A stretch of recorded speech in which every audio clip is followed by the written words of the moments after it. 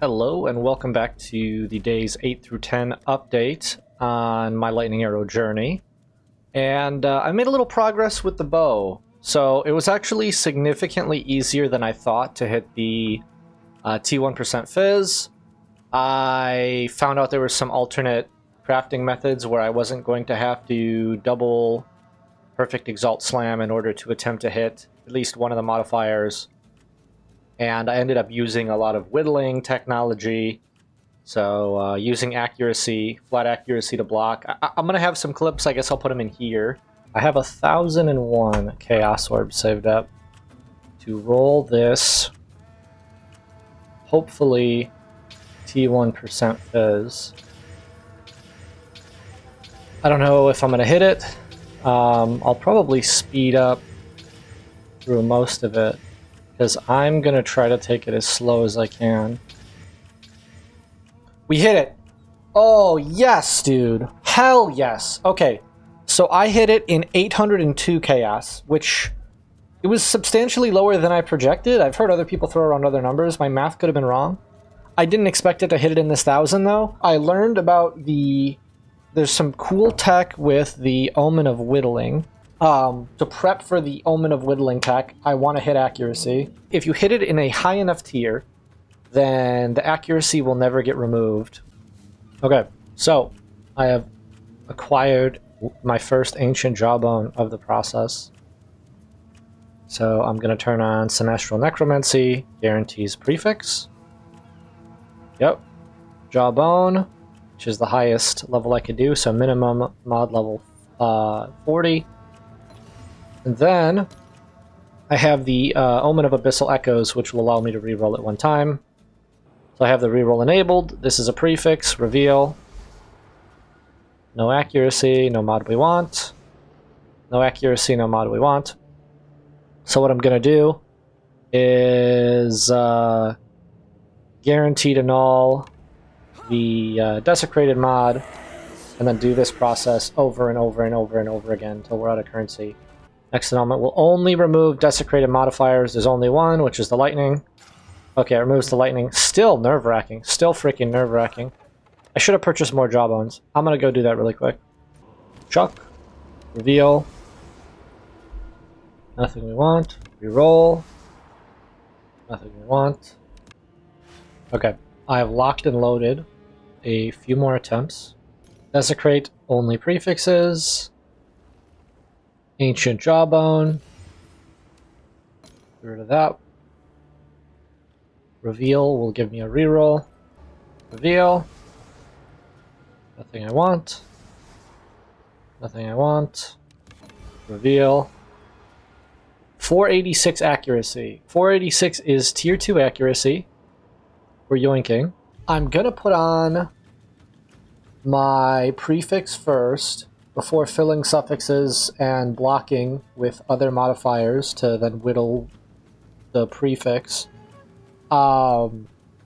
There's some world where I hit a T1. If I hit T1 hybrid or T1 flat fizz, we absolutely just nut, because it saves us a whole bunch of currency of re-rolling and whittling. So I'm going to enable this. Next, exalt will only add prefix. I'm going to use a perfect exalt. It added flat fizz, but it added tier 4. Oh, right pool, wrong tier.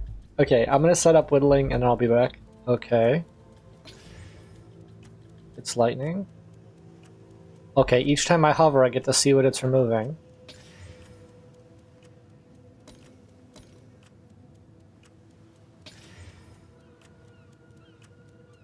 Okay, so now this will remove one of the two.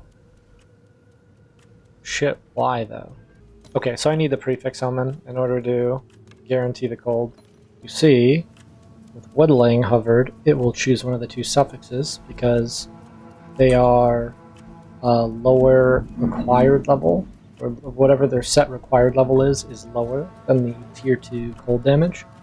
But if I enable the Omen of Sinestral Erasure, the only thing it could target is the lowest level prefix, and the lowest level prefix is still the tier 2 cold. If it was tier 1 cold, it'd be problematic.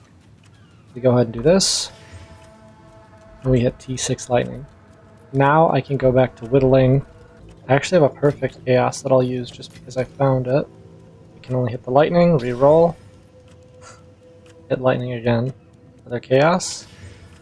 It hit Fizz, but it hit it way too low. Boom. Okay. Boom. T4. I saw the percent Fizz go up. I got a little bit excited, but that is not big enough. Oh. T3. What is this? T1 WAD? I acquired some stuff to fix this brick. This is a rather annoying brick to have hit T1 WED, because although it doesn't compete with the percent Fizz, it's a higher level than the T2 accuracy. T1 accuracy prevents literally any problem from ever happening, because with T1 accuracy, the only thing that can compete tier-wise is also item level 82 required, which is, I believe, the hybrid Fizz. So I will use Omen of Light and an annulment, which will hit the accuracy. Accuracy gone. The only thing that this can target is the WED and the prefix, because the Fizz is higher. We use it one time, we hit cold. Ancient Jawbone. Boom. Reroll enabled. Boom. Put it in. Garbage hybrid Fizz. Reroll. No accuracy. Chuck it in the well. Whittle, whittle, whittle. Whittle, whittle, whittle, whittle, whittle. Chuck it in the Well of Souls. Ancient Jawbone. Enable the reroll. Chuck it in. Reveal. Nothing. Nothing. Chuck it in the well. Damn, again, tier 3. 23 minimum. This is already better than what I'm currently wearing, which is hilarious.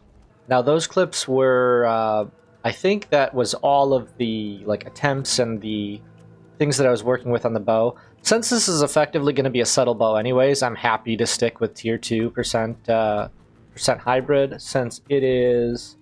How much worse? It is like 5% worse on the high end, as far as the percent Fizz roll goes. So it's not a big deal.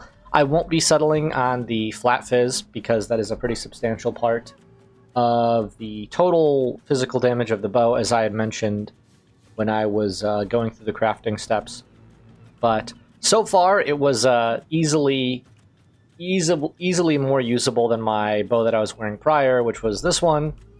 It has a lot more physical DPS, and it doesn't even have anything socketed in it yet, as well as having another +2 to the level of Fizz.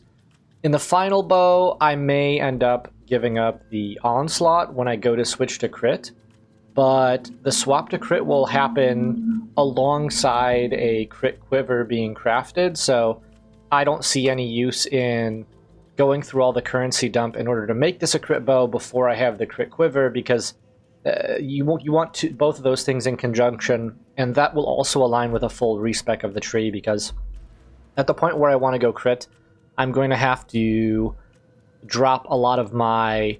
I'm probably going to drop these gloves, because the investment into penetration just requires too many points on the tree to be viable with crit. So I'll just end up grabbing the Rakiata support gems and going full crit, the more traditional pathing, getting more energy shield evasion, pathing through this section, grabbing crit nodes. So that may very well be in the future, but for right now, there's effectively no reason to grab the crit. I'm probably still going to grab the 2 additional arrows. The other option I have, if I wasn't going to grab +2 arrows, would actually be socketing in these runes, the 5 to 12 physical damage to attacks, because you actually get more bow fizz, substantially more bow fizz with these than the just the greater, whatever the greater percent fizz runes, the 18%ers. So these would get socketed in if I decided I didn't value the 2 additional arrows as much, but I'm kind of loving it. Like, already at 5 arrows, it feels really good, but at 7 arrows, like, you never have to worry about clear. I never have to cave on my my lightning arrow. I never have to go ahead and grab like fork or anything like that to reduce the damage. So my lightning arrow will always do full damage, which I value for clear. You can see my tooltip isn't very substantial, but my tooltip is kind of deceptive because it doesn't tell the full story with the gloves. Now, if you consider that the gloves are a 50% increase in damage, you add 18,000 DPS, approximately 18,400, whatever, to my damage, I would actually be at like a 54k tooltip. So, as far as the damage goes, it's really good. I guess I can pop something in here right now. I just recently finished clearing out my my best nodes as far as the getting rid of the corruption and then doing that. So I've been doing the very traditional farm with this build, which is clear the corruption in an area and do all of the nodes that have... Let's see if I have anything uncleared so I can show you guys the modifier for those who are not up to date on the probably the most prevalent farming strategy of the league. You can see all the nodes here. This node right here, the cleansed node.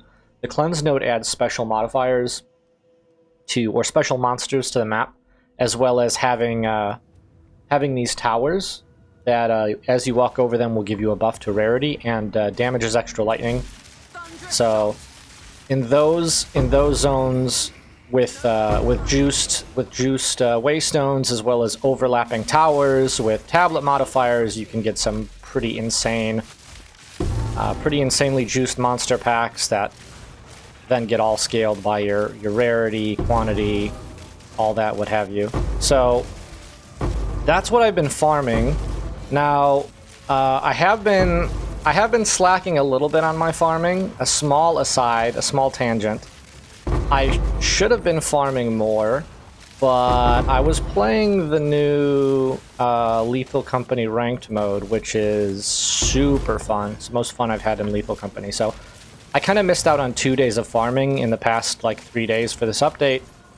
And so I could have been probably done with the prefixes at least on the bow if I had stayed farming. At this point, there's just I can do so much damage. I have good enough clear, and I can do some of the juiciest content. What I've been doing for the sake of consistency is only putting 1 to 2 of the delirium currencies on my map, so I haven't been juicing them to the max as I could. Just because I wanted consistency. I want to just be doing 5 mod maps where there's almost no chance of dying, and then if I die, I've got like a safety portal. And so then I don't have to rerun any areas for pathing. There's still some performance issues, like you can even see them right now, which are kind of frustrating. So I had these cool ideas for... There's 2 other builds I've considered running, but I actually think the performance issues of this game alone are going to prevent me from wanting to go through and min-max those, unfortunately, because it's just like, it's so frustrating to have performance issues. Like, it completely kills the gaming experience. As far as the patch goes so far, though, I've actually been really enjoying PoE. I have some thoughts. About what I feel like about PoE as a whole, but as far as playing a video game and having fun, I've been having a bunch of fun interacting with like abyss crafting systems and some of the different farming strategies. I'm not completely exhausted by towers. There is some like definitely some friction and frustration as you want to juice more and more stuff, having to then navigate through the massive tree and find a zone that has overlaps.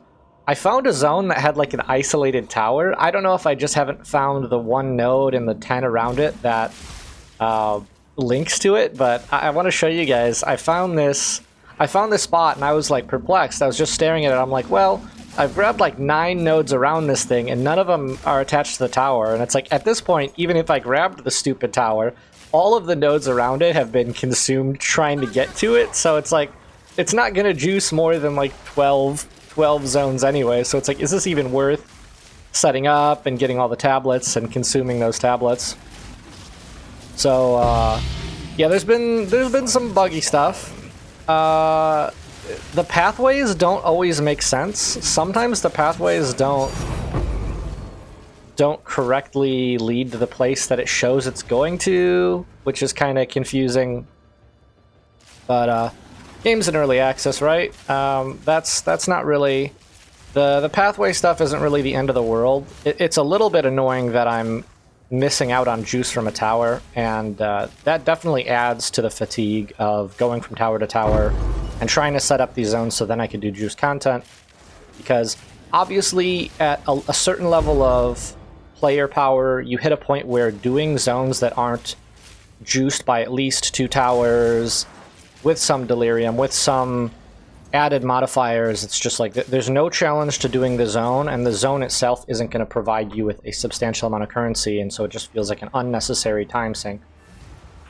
And so I can understand why some people are just not having fun with the tower system. Sorry if this is driving anybody nuts. This is driving me nuts too. I'm going to be doing a respec soon, so I haven't put that point in.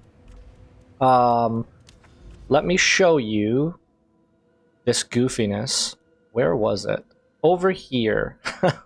The bluff tower. I suppose the Eye of the Storm or the Sulfuric Caverns could... Either of those two could lead to this tower, but this was like... I mean, what? 1, 2, 3, 4, 5, 6, 7... potentially 8 nodes in radius that all could have led to the tower, but none of them let me access it. It's goofy. It's kind of goofy. But that's kind of where I'm at. The gameplay loop is the same. It is very PoE1 in terms of scaling what you want to do. What I'm doing currently is, I think, what everyone will end up doing in the highest end of the game. Roll your maps for the highest amount of rarity that you can. Put on some delirious, what are these called? Liquid emotions to your Waystone. So Paranoia gives you 15% increased rare monsters per, so you could stack that all the way up to 3 for 45% increased rare monsters, so you're just scaling bunch of rares, bunch of rarity, and then, as I've talked about before, just juice as much quantity as you can in the zones. You can see on this triple overlapped zone, I've got 3 towers all providing quant, so if I hover something I didn't brick, I think this is in the radius of all 3. It is not, because I am getting... I'm getting like 50-something% quantity. That one is not all overlap. Unfortunately, I don't have any zones that are currently triple overlap. Actually, I'm surprised this one isn't. It's on the line. Yeah, no, it's not getting it because this one's over the line and this one's getting the same amount. So it's like, but it's like 50% quantity when you get a triple overlap. The dream is triple overlap combined with the cleanse nodes, as much rarity, as much quantity, as many rare monsters, because those are the 3 modifiers that contribute to your chance of getting good currency, lots of currency. The maps where I do get all of the overlaps, where I do get that like juicy, perfect, ideal setup, I am seeing 2 to 3 divs per map in those. If I get a lucky proc, which I can get from my breach tree, I can have all the way up to 10 additional breaches, which can scale with the 3 additional breaches that I could potentially get from one roll of my... Like, there's all these overlaps, but you can get, like, what, 14, 15, potentially 16 breaches in a single zone. And if you're getting that on a cleansed map with 50, 60 quantity, which are scaled by your tree, and upwards of 150 rarity scaled by your tree with rarity and your character, like, you can just print divines. You could just have so many divines, so many exalts. There's a couple of these zones where I've had to leave the map and come back because of the amount of tablets, currencies, things like breach splinters that I get in a single zone, and I'd have to come back for at least a second inventory. And this is just stuff that is worth picking up, right? Like Abyss currencies. There's some stuff I can still drop off, like I don't need the etchers anymore. Anything that's not a perfect jeweler's I don't want to pick up. But the gameplay loop is pretty set in stone. So I'm going to be doing that to try to recover something of my currency tab, because my currency tab is looking pretty light after setting the bow up to this point. I'm going to finish getting tier 1 flat fizz on the bow, and then I'm probably not going to work on suffixes until I craft a crit quiver. And so in the future, that will be probably the direction I go next.